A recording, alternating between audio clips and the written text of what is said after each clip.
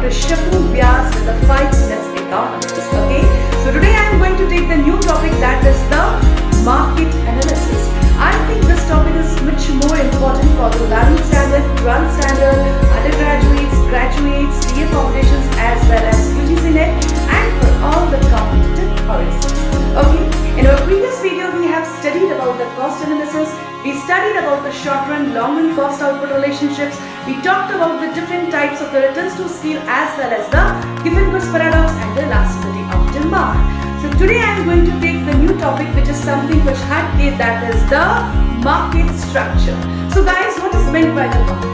Market, simply we can say is that it is a place where the number of the buyers, number of the sellers comes together, used to communicate, used to negotiate for buying and the selling of a commodity. So the main feature of the market is that it's not necessary that the physical presence of some particular buyer and seller should to be necessary for being calling the market. Okay, for example, I want to buy the watch of Apple.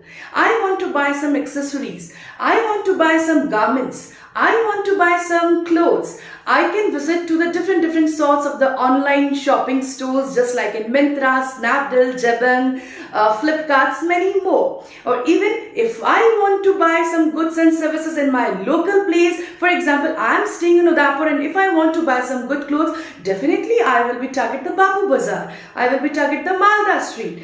If I am living into the Delhi, then if I want to buy some good clothes and good accessories and good garments, definitely I will be preferred to the Lajpat Nagar. I will be preferred to the Sardar Bazaar. I will be preferred to the Sarojini Market. If I want to buy some good, just like in good ornaments, definitely I will be target the Hyderabad, which is the best place for the metals and for all like moti kind of the products. So this is a market. So simply we can say is that the market is a place where the number of the buyers and the sellers come together for buying and selling of the commodity. Now the basic features of the market is that buyer has a perfect knowledge about the market as well as the seller has a perfect knowledge about the market. मुझे shopping करना है, कौन से market में जाना है, क्या price होगी, सेलर को भी मालूम है किस प्रोडक्ट को किस प्राइस पे किस वक्त कैसे बेचना है. सेम बायर्स एक पर्टिकुलर प्रोडक्ट की बार्गेनिंग पावर को बहुत अच्छे से जानता है कि उसे किस वे में अपने प्रोडक्ट की प्राइस को कम करा के अपने प्रोडक्ट को परचेज करना है. मीन टू से बायर की जो बार्गेनिंग पावर जो होती है ना, वो कभी कभी ज्यादा भी होती है और कभी कभी क्या होती है, कम भी होती है. आई मेरी बात समझ में? Same we can say is that in market structure sellers को भी किस तरीके से प्रोडक्ट को बेचना है, किस प्राइस में बेचना है, उसे भी परफेक्ट नॉलेज होती है. So that is called the basically a market. ये तो सिंपल लैंग्वेज में हम लोगों ने मार्केट्स को समझ लिया. अब हम लोग यदि इकोनॉमिक्स लैंग्वेज में यदि मार्केट को पढ़ें तो हम लोग कैसे पढ़ेंगे, उसे मैं आपको इस वीडियो में बताने की कोशिश करूंगी. ध्यान से सुनिएगा. Market is being bifurcated into the different major parts. The first we can see is that the perfect market. The second we can see is that the monopoly. The third we can see is that the monopoly. The fourth we can see is that the oligopoly. And the next we can see is that the duopoly. Now I would like to tell you the specific features with all the markets with the diagrammatic representations. Just have a brief glimpses of my next video. Hey guys, now I would like to tell you the different types of the market with their specific unique features. Okay, so first, as I have already been mentioned into the blackboard in my previous videos, that what is meant by the perfect market. The perfect market, simply we can say is that it is a market where there are the large number of the buyers and the sellers come together for buying and selling of some particular commodity. इसका सबसे simple और सबसे अच्छा उदाहरण है, जैसे हम लोगों को सब्जी खरीदनी है तो हम लोग कहाँ जाते हैं, सब्जी मंडी जाते हैं ना. तो सब्जी मंडी में क्या होता है, हमें बैंगन भी मिलेगा, हमें लौकी भी मिलेगी, हमें भिंडी भी मिलेगी, हमें आलू भी मिलेगा, हमें प्याज भी मिलेगा. मतलब जब एक ही कमोडिटीज के different large number of sellers होते हैं या large number of the buyers होते हैं होमोजीनियस प्रोडक्ट के, तो उस मार्केट को हम लोग क्या कहते हैं, परफेक्ट मार्केट कहते हैं. जैसे कपड़ों का मार्केट है जहाँ केवल कपड़ा ही मिलता है.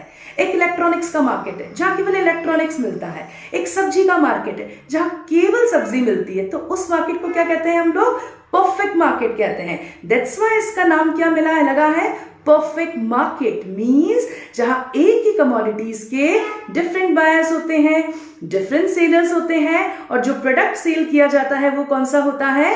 होमोजीनियस होता है। आई मेरी बात समझ में?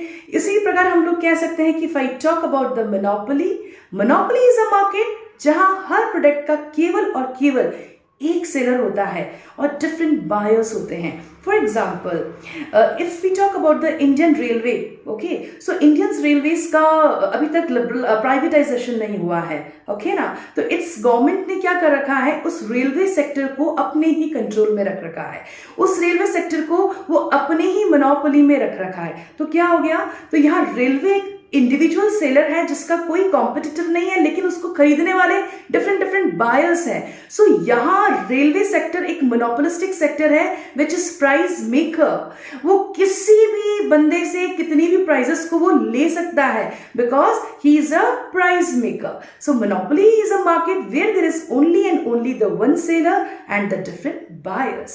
In the same way, if I talk about the monopsony, so the monopsony is a market where there are the number of the, we can say is that the sellers, but the buyer is only the one.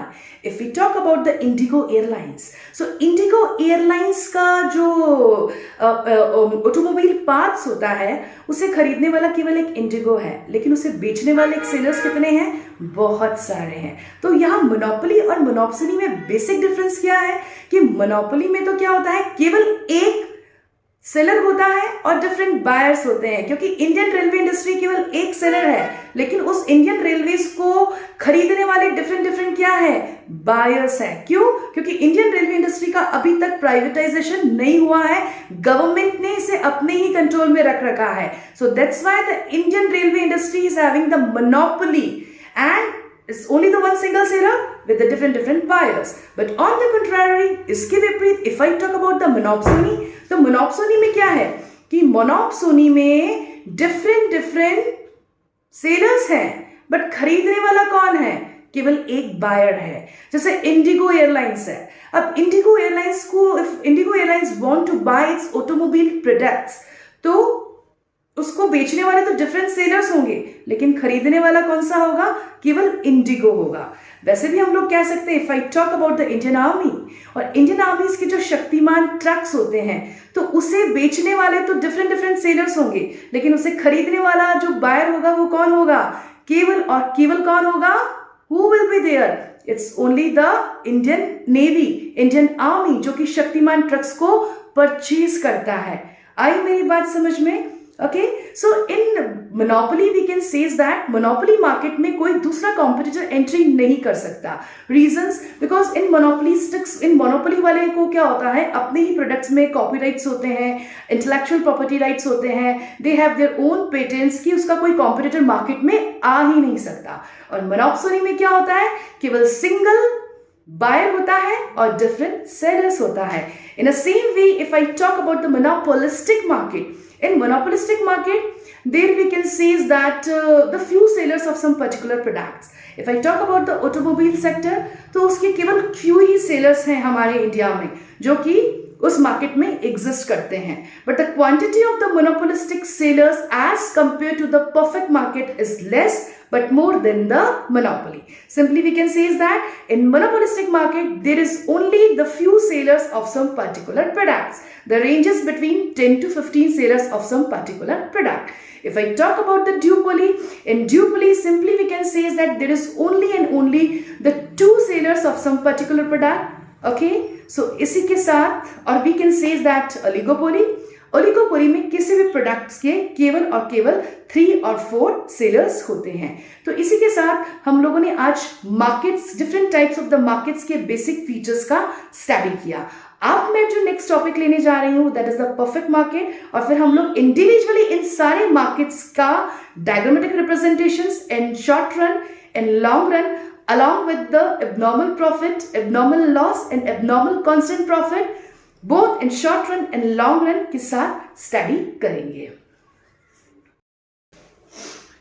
Okay, सो अब हम लोग जो बात करने जा रहे हैं कि आखिर परफेक्ट मार्केट का डिमांड कर्व कैसा होता है। एग्जाम्स में अक्सर क्वेश्चन आता है, यूजीसी नेट का एग्जाम दे रहे हो, कोई भी कॉम्पिटिटिव एग्जाम्स दे रहे हो, तो आपसे ये पूछते हैं कि what is the shape of the demand curve in the perfect competition.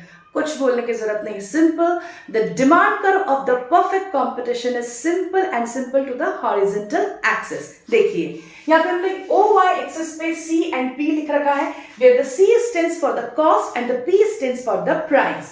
In OX axis पे मैंने मेंशन कर रखा है आउटपुट, और ये जो है हॉरिजॉन्टल एक्सिस में क्या है, डिमांड कर्व है, जो कि शो कर रहा है किसको, परफेक्ट मार्केट को, where average revenue is just equal to the marginal revenue.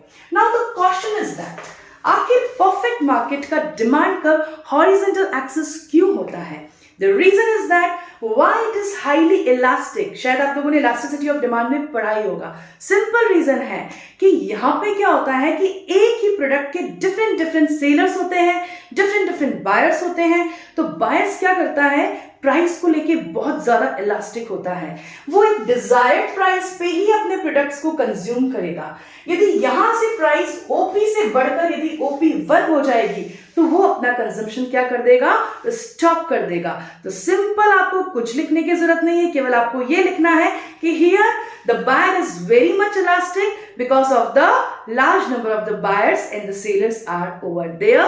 So that's why the demand curve is elastic, and the particular buyer used to buy some particular product or commodity only to the desired prices. As he is very elastic, the price will increase, he will stop its consumption. That's it, nothing is more than that. ज़्यादा confuse होने की बिल्कुल भी जरूरत नहीं है। Okay, so in our next video we are going to talk about the आखिर perfect markets को भी 2 parts में divide करते हैं, short run and long run। Short run में क्या होता है, एक पर्टिकुलर फर्म्स को 3 टाइप्स के प्रॉफिट्स होते हैं।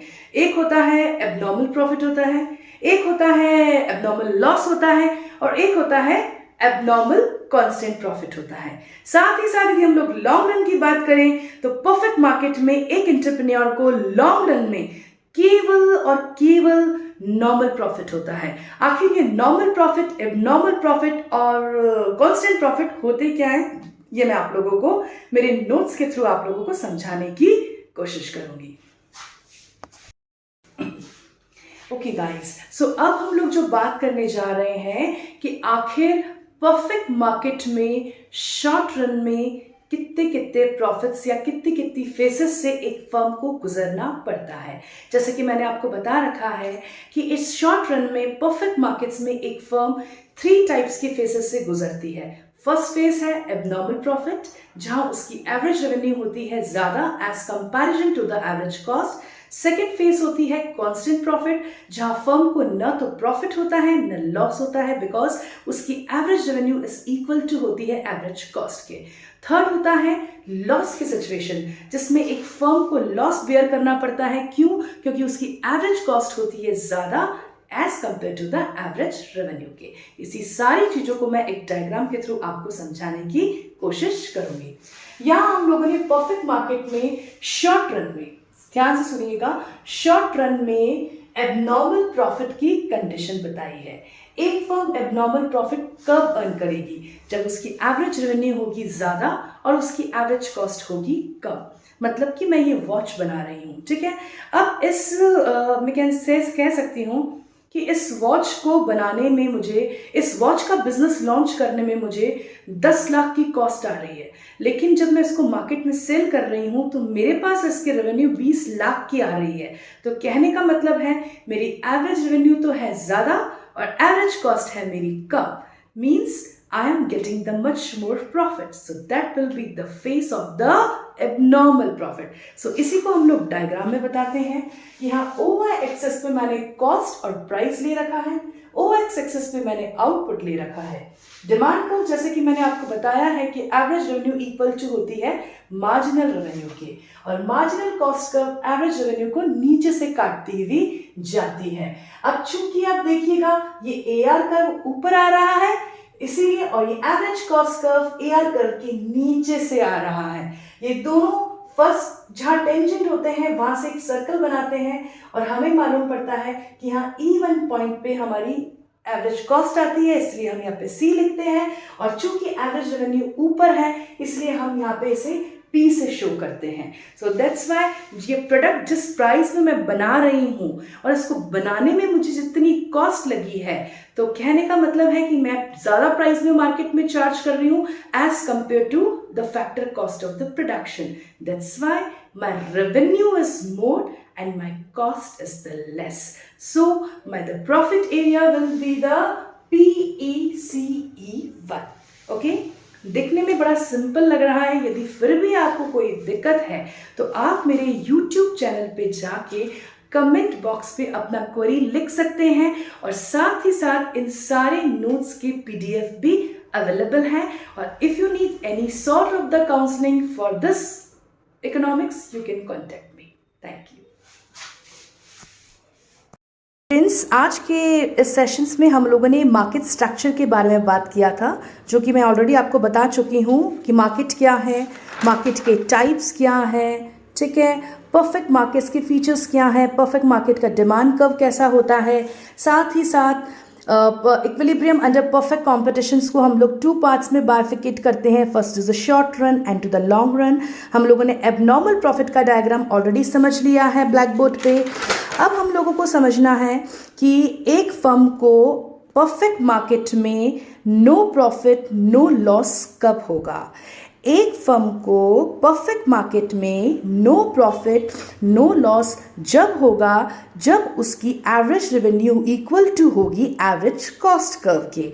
आप लोग सिंपल देख सकते हैं कि इस डायग्राम में average revenue equals to marginal revenue है, और यहाँ पे average cost curve marginal cost average cost curve average revenue curve को एक ही लाइन पे काटते हुए जा रहा है, जो हमें यह शो करता है कि यहाँ पे average revenue is just equal to क्या है, एवरेज कॉस्ट के है. इसीलिए एक फर्म नॉर्मल प्रॉफिट अर्न करती है. नॉर्मल प्रॉफिट क्या है तो no profit no loss. Okay, so 2 diagrams मैंने आपको ब्लैक बोर्ड पे बता दिए थे, और नॉर्मल प्रॉफिट का डायग्राम मैं आपको इट्स नोट्स के जरिए बता रही हूँ. If you have any problem आप अगेन मेरे चैनल पे जाके आप मुझसे कॉन्टैक्ट कर सकते हैं. अब हम लोग आते हैं कि इक्विलिब्रियम इन लॉन्ग रन, कि आखिर एक परफेक्ट मार्केट फर्म को लॉन्ग रन में क्या बेनिफिट होता है. जैसे कि हम लोग जानते हैं कि एक परफेक्ट मार्केट में चूंकि एक ही प्रोडक्ट के डिफरेंट बायर्स और सेलर्स होते हैं, तो मार्केट में बहुत ज़्यादा कंपटीशन होता है. इसीलिए जैसे ही फर्म मार्केट में स्टैब्लिश हो जाएगी, because of the high quantity of the competitors, a firm earn only and only the normal profit.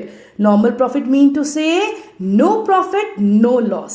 You can easily see that here long run average revenue curve is just equal to long run average cost, which is tangent to E1, which I forget to mention. एक बार आप उसे लिख लीजिएगा. So that's why we can say is that in a long run, a firm will incur only and only the normal profit because of the high competitors. Okay, so the first note which you have to be mentioned is that ki why the firm is a price taker, not a price maker.